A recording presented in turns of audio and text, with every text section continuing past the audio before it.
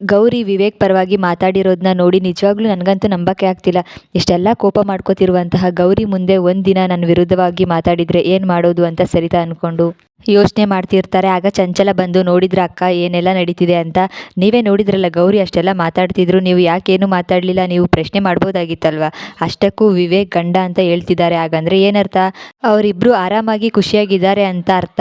ಆದರೆ ನಿಮ್ಮ ಮುಂದೆ ನಾಟಕ ಆಡ್ತಿದ್ದಾರೆ, ಈಗ ಗೊತ್ತಾಯ್ತಾ ಸತ್ಯ ಅಂತ ಚಂಚಲ ಹೇಳ್ತಾರೆ. ಆಗ ಹಾಗೆಲ್ಲ ಏನೂ ಇಲ್ಲ, ವಿವೇಕ್ ನನ್ನ ಹತ್ರ ಯಾವತ್ತೂ ಸುಳ್ಳು ಹೇಳಲ್ಲ ಅಂತ ಸರಿತಾ ಹೇಳಿದಾಗ, ಯಾರು ಗೊತ್ತು, ಮದುವೆ ಆದಮೇಲೆ ಬದಲಾಗಿರಬಹುದು. ನೀವು ಹೇಳಿದ್ರಿ ಅಂತ ನಿಮ್ಮ ಹತ್ರ ನಾಟಕ ಆಡ್ತಿರಬಹುದು. ಹಾಗೇನೆ ಗೌರಿ ಮತ್ತು ವಿವೇಕ್ ಖುಷಿಯಾಗೇ ಇದ್ದಾರೆ.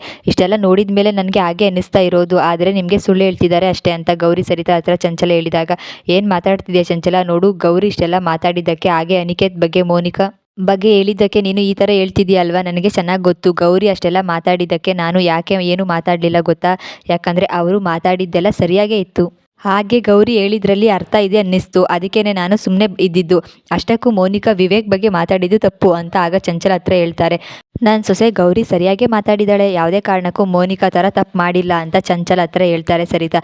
ಇಷ್ಟೆಲ್ಲ ನೀನು ಹೇಳ್ತಿದ್ಯಲ್ಲ, ಮೊದಲು ಮೋನಿಕಾ ಹತ್ರ ಹೋಗಿ ಇದ್ರ ಬಗ್ಗೆ ಮಾತಾಡು, ಹಾಗೆ ಯಾವುದೇ ಕಾರಣಕ್ಕೂ ಈ ಥರ ತಪ್ಪು ಮಾಡಬೇಡ ಅಂತ ಮೋನಿಕಂಗೆ ಅರ್ಥ ಮಾಡಿಸು, ಆಗ್ಲಾದರೂ ಎಲ್ಲ ಸರಿ ಹೋಗಬಹುದು. ಅದನ್ನು ಬಿಟ್ಟು ಗೌರಿ ವಿರುದ್ಧ ಮಾತಾಡೋಕ್ಕೆ ಬರಬೇಡ ಅಂತ ಆಗ ಚಂಚಲ ಹತ್ರ ಹೇಳಿದ ತಕ್ಷಣವೇ ಕೋಪ ಮಾಡಿಕೊಂಡು, ಇದೇನಿದು ಅತ್ತೆ ಸೊಸೆ ಮತ್ತು ವಿವೇಕ್ ಎಲ್ಲರೂ ಒಂದಾಗಿರೋ ಥರ ಇದೆ, ಎಲ್ಲರೂ ಕೂಡ ಗೌರಿ ಪರವಾಗಿ ಮಾತಾಡಿ ಹೇಳ್ತಿದ್ದಾರಲ್ಲ, ನನಗಂತೂ ನಂಬಕ್ಕೆ ಆಗ್ತಿಲ್ಲ. ಹೇಗಾದರೂ ಮಾಡಿ ಈಗ ಸರಿತಾ ಅಕ್ಕನ ಹತ್ರ ಇಷ್ಟೆಲ್ಲ ಹೇಳಿದರೆ ಇವರಾದರೂ ಕೋಪ ಮಾಡಿಕೊಂಡು ಮಾತಾಡ್ತಾರೆ ಅಂತ ಅಂದ್ಕೊಂಡ್ರೆ, ಗೌರಿ ಮಾತಾಡಿದೆ ಸರಿ ಅಂತ ಹೇಳ್ತಿದ್ದಾರಲ್ಲ.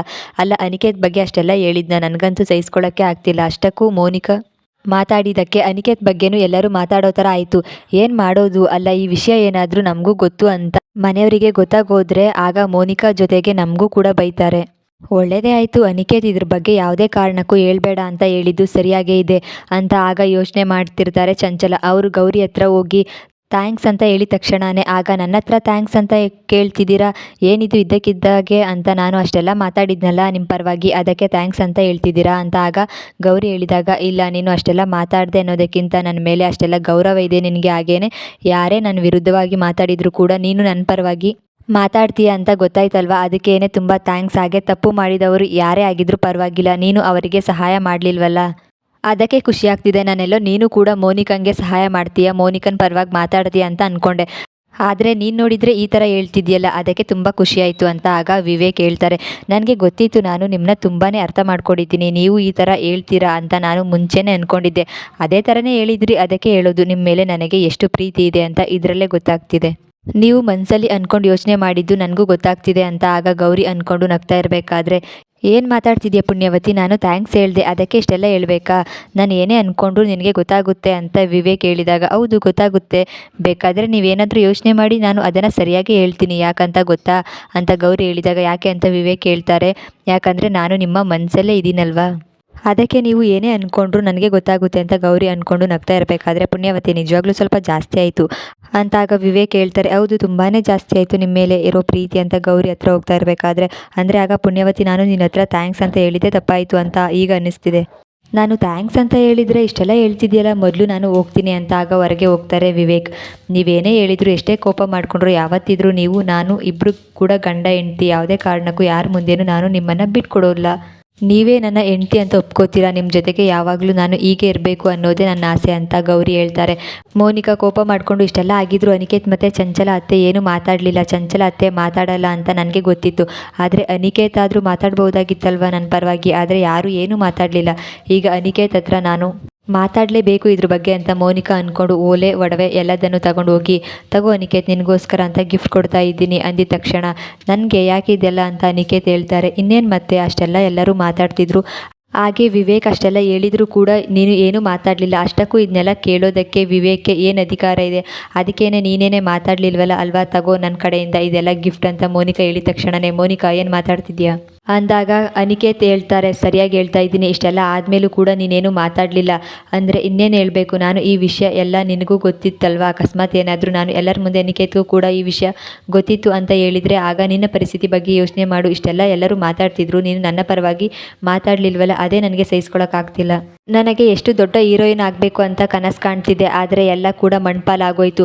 ಅನಿಕೇತ್, ಈಗ ಏನು ಮಾಡೋದು? ಸಿಕ್ಕಿರುವಂತಹ ಅವಕಾಶ ಕೂಡ ವಿವೇಕ್ ಮತ್ತು ಮನೆಯವರಿಂದ ದೂರ ಆಯಿತು, ಈಗ ಏನು ಮಾಡಲಿ ನಾನು ಅಂತ ಮೋನಿಕಾ ಹೇಳಿದಾಗ, ಮೋನಿಕಾ ನಾನು ಅದ್ರ ಬಗ್ಗೆನೇ ಯೋಚನೆ ಮಾಡ್ತಾ ಇದ್ದೀನಿ. ಅಷ್ಟಕ್ಕೂ ನಾನು ನಿನಗೆ ಎಷ್ಟೆಲ್ಲ ಸಹಾಯ ಮಾಡಿದೆ ನಿನಗೆ ಗೊತ್ತಲ್ವಾ. ಆದರೆ ಈಗ ನೋಡಿದೆ ವಿವೇಕ್ ಇಷ್ಟೆಲ್ಲ ಯೋಚನೆ ಮಾಡಿರ್ತಾರೆ ಅಂತ ನನಗೇನು ಗೊತ್ತು. ನೋಡು ಇದರಲ್ಲಿ ನಂದು ಏನೂ ತಪ್ಪಿಲ್ಲ. ಅಷ್ಟಕ್ಕೂ ಇಷ್ಟೆಲ್ಲ ಆಗಿದ್ದು ಯಾರಿಂದ ಅಂದ್ಕೊಂಡೆ, ಗೌರಿಯಿಂದ. ನೋಡ್ದಲ್ಲ ಬರೀ ಮನೆಯವ್ರು ಮಾತ್ರ ಅಲ್ಲ, ಗೌರಿ ಕೂಡ ಇಷ್ಟೆಲ್ಲ ಹೇಳಿದ್ರು ಅಂತ ನಿನಗೆ ಗೊತ್ತಲ್ವಾ ಅಂತ ಅನಿಕೇತ್ ಹೇಳಿದ ತಕ್ಷಣ, ಯಾವುದು ಅನಿಕೇತ್ ನೀನು ಹೇಳ್ತಾ ಇರೋದು ನಿಜ.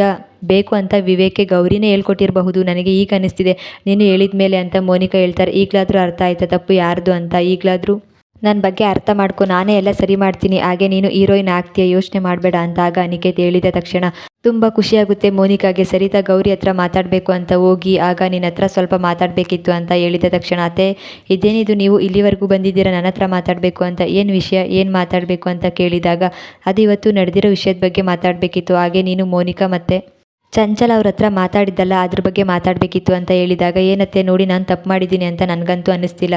ವಿವೇಕ್ ಅವ್ರ ಪರವಾಗಿ ಹೆಂಡತಿಯಾಗಿ ಮಾತಾಡಬೇಕಿತ್ತು, ಅದಕ್ಕೆ ಮಾತಾಡಿದೆ. ಅಷ್ಟಕ್ಕೂ ನಾನು ಏನೇ ಮಾಡಿದರೂ ಅದು ಸರಿಯಾಗೇ ಇರುತ್ತೆ ಅಂತ ನನಗೆ ಅನ್ನಿಸ್ತಿದೆ. ಹಾಗೆ ಇವತ್ತು ಇಷ್ಟೆಲ್ಲ ಮಾತಾಡಿದ್ನಲ್ಲ ಅದು ಸರಿಯಾಗೇ ಇದೆ. ಯಾಕಂದರೆ ಮೋನಿಕಕ್ಕ ಮಾಡಿರುವಂತಹ ತಪ್ಪು, ಹಾಗೇನೇ ವಿವೇಕ್ ಅವ್ರ ಜೊತೆ ಮಾತಾಡಿದ್ದು ನನಗಂತೂ ಸಹಿಸ್ಕೊಳ್ಳೋಕ್ಕೆ ಆಗಲಿಲ್ಲ. ಅದಕ್ಕೆ ಅಷ್ಟೆಲ್ಲ ಮಾತಾಡಿದೆ ಅಂತ ನೋಡಿ, ಅದರಿಂದ ನಿಮಗೆ ಮನೆಯವರಿಗೆ ಬೇಜಾರಾಗಿದ್ದರೆ ಕ್ಷಮಿಸ್ಬಿಡಿ ಅಂತ ಗೌರಿ ಹೇಳಿದಾಗ, ಇದೇನಿದು ಗೌರಿ ಈ ಥರ ಹೇಳ್ತಿದ್ಯಲ್ಲ, ಅಷ್ಟಕ್ಕೂ ನಾನು ನಿನ್ನ ಹತ್ರ ಮಾತಾಡಬೇಕು ಅಂತ ಬಂದೆ, ಆದರೆ ನೀನು ಮಾತಾಡಿದ್ದು ತಪ್ಪು ಅಂತ ಹೇಳೋಕ್ಕೆ ಬಂದೆ ಅಂತ ಹೇಳಿದ್ನಾ? ಇಲ್ಲ, ನೀನು ಏನೇ ಮಾಡಿದ್ರು ಅದು ಸರಿಯಾಗೇ ಇದೆ. ಹಾಗೆ ನೀನು ಮಾತಾಡಿದ್ದು ಯಾವುದೂ ತಪ್ಪಲ್ಲ. ನಿಜವಾಗ್ಲೂ ತುಂಬ ಖುಷಿ ಆಗ್ತಿದೆ ನನಗೆ. ಯಾಕಂದರೆ ಇಷ್ಟು ದಿನ ವಿವೇಕ್ ಪರವಾಗಿ ನಾನು ಮತ್ತು ಮನೆಯವರೆಲ್ಲರೂ ಮಾತಾಡ್ತಿದ್ವಿ. ಆದರೆ ಇವತ್ತು ನೀನು ಅಷ್ಟೆಲ್ಲ ಮಾತಾಡಿದ್ದನ್ನ ನೋಡಿ, ಹೆಂಡತಿಯಾಗಿ ಗಂಡನ ಪರವಾಗಿ ಮಾತಾಡಿದ್ದು ನೋಡಿ ತುಂಬ ಖುಷಿ ಆಯಿತು ನನಗೆ. ಹಾಗೆ ನಿನಗೆ ಅಷ್ಟೆಲ್ಲ ಕೋಪ ಬರುತ್ತೆ ಅಂತ ಇವತ್ತೇ ಗೊತ್ತಾಗಿದ್ದು. ಇಷ್ಟೆಲ್ಲ ಮಾತಾಡ್ತೀಯ ಅಂತ ನನಗಂತೂ ಗೊತ್ತಿರಲಿಲ್ಲ ಅಂತ ಆಶ್ಚರ್ಯ ಆಗ್ತಿದೆ ನನಗೆ ಅಂತ ಸರಿತಾ ಹೇಳಿದಾಗ, ಆದರೆ ಅತ್ತೆ ನಿಮಗೂ ಕೂಡ ನಾನು ಮಾತಾಡಿದ್ದು ಸರಿಯಾಗಿದೆ ಅಂತ ಅನಿಸ್ತಿದೆ ಅಲ್ವಾ ಅಂತ ಗೌರಿ ಕೇಳಿದಾಗ, ಹೌದು ಗೌರಿ, ಮನೆಯವರಾಗಿದ್ರೂ ನಿಮ್ಮ ಅಕ್ಕ ಮೋನಿಕಾ ಆದರೂ ಕೂಡ ನಿನ್ನ ಗಂಡನ ಪರವಾಗಿ ನಿಂತ್ಕೊಂಡು ಮಾತಾಡಿದ್ದು, ಹಾಗೆ ಯಾರ ಮುಂದೆನೂ ವಿವೇಕ್ನ ಬಿಟ್ಕೊಡದೆ ಇರೋದನ್ನ ನೋಡಿ ತುಂಬ ಖುಷಿ ಆಯಿತು ನನಗೆ. ಅದಕ್ಕೆ ನಿನ್ನ ಹತ್ರ ಮಾತಾಡಬೇಕು ಅಂತ ಬಂದೆ ಅಂತ ಸರಿತಾ ಹೇಳಿ ಗೌರಿನ ತಪ್ಕೋತಾರೆ. ಆಗ ತುಂಬ ಖುಷಿಯಾಗುತ್ತೆ ಗೌರಿಗೆ. ಇದೇನತ್ತೆ ನನಗೆ ನಂಬಕ್ಕೆ ಆಗ್ತಿಲ್ಲ, ನೀವು ಇಷ್ಟೆಲ್ಲ ಮಾತಾಡ್ತಿರೋದನ್ನ ನೋಡಿ ನನಗೆ ತುಂಬ ಖುಷಿ ಆಗ್ತಿದೆ. ಎಲ್ಲಿ ನೀವು ಕೋಪ ಮಾಡ್ಕೋತೀರೋ ಅಂತ ಅಂದ್ಕೊಂಡೆ, ಆದರೆ ನೀವು ಇಷ್ಟು ಖುಷಿ ಪಡ್ತೀರಾ ಅಂತ ಗೌರಿ ಹೇಳ್ತಾರೆ ಸರಿತಾ ಹತ್ರ. ಗೌರಿ ಹತ್ರ ಬಂದು ನೀನು ಮಾತಾಡಿದ್ದು ಸರಿಯಾಗೇ ಇದೆ ಅಂತ ತಬ್ಬಿಕೊಂಡು ಸರಿತಾ ಹೇಳ್ತಾರೆ. ನಾಳಿನ ಸಂಚಿಕೆ ಮುಕ್ತಾಯವಾಗಿದೆ. ಇಂತಹ ಇನ್ನಷ್ಟು ಸೀರಿಯಲ್ ಸಂಚಿಕೆಗಳಿಗಾಗಿ ಈ ಚಾನಲ್ನ ಸಬ್ಸ್ಕ್ರೈಬ್ ಮಾಡ್ಕೊಳ್ಳಿ, ಹಾಗೆ ಸಪೋರ್ಟ್ ಮಾಡ್ತಾ ಇರಿ.